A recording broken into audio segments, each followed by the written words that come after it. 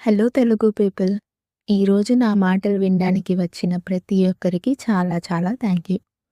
మీరు ఎవరో నాకు తెలియకపోవచ్చు. కానీ ఈ కొన్ని నిమిషాలు మీరు నాకు సమయం ఇచ్చారు. అదే నాకు చాలా సంతోషం. ఈ ఎపిసోడ్ కేవలం అమ్మాయిల కోసం కాదు. అమ్మల కోసం, నాన్నల కోసం, అన్నల కోసం, అందరి కోసం. ఈరోజు నేను ఎవరికీ ఉపదేశం ఇవ్వడానికి రాలేదు. ఎవరిని తప్పు పట్టడానికి కూడా కాదు. ఇది ఒక నిజమైన అనుభవం. ఒక చిన్న కథ. మన ఇంట్లో జరిగే ఒక విషయం మీతో పంచుకోవడానికి వచ్చాను.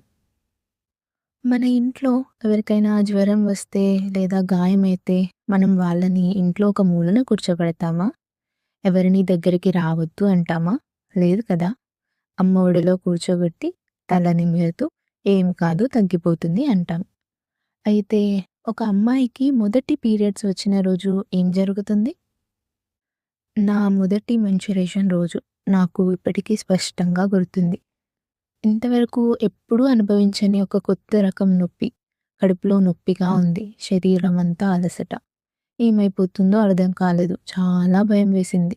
తర్వాత రక్తస్రావం మొదలైంది. నేను భయంతో అమ్మ దగ్గరికి వెళ్ళి చెప్పాను. అమ్మ చూసింది. కానీ వెంటనే నాకు అర్థం కాని కొన్ని విషయాలు మొదలయ్యాయి.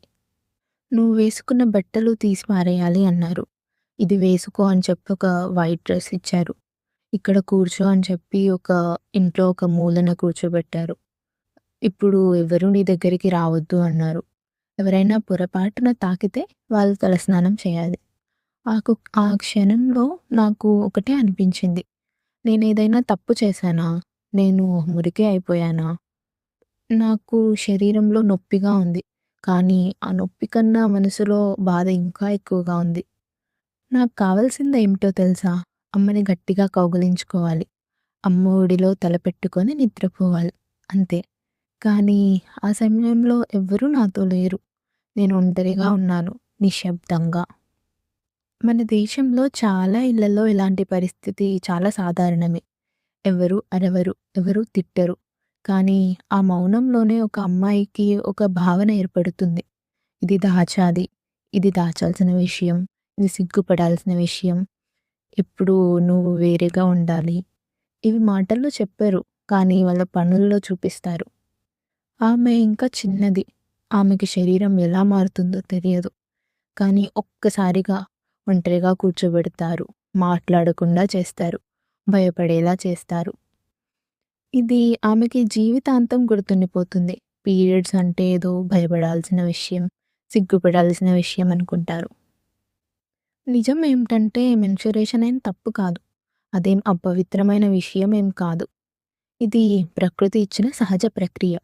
ఇది లేకపోతే జీవితం కొనసాగదు కదా!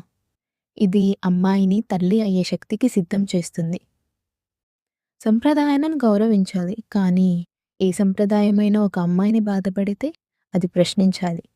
అమ్మాయిని దూరం పెట్టడం ఆమెని కాపాడటం కాదు.